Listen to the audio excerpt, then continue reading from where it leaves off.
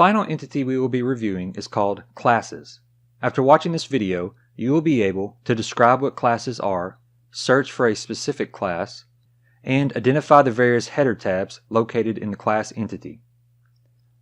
Classes are instances of a course that are scheduled to start and end at a specific time and have resources, such as instructors, classrooms, and equipment. To access classes, click Learning Activities and then Classes. We can hide the menu to expand our work area.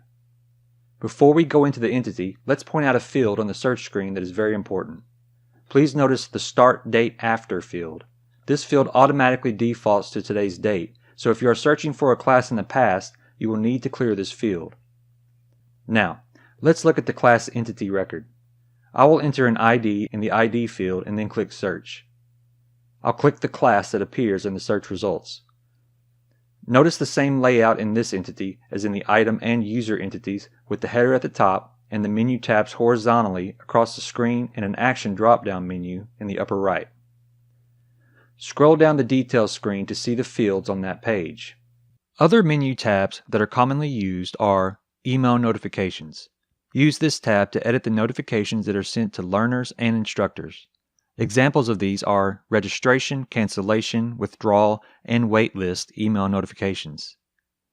Registrations. This is where you go if you want to enroll, waitlist, or cancel a learner in the class.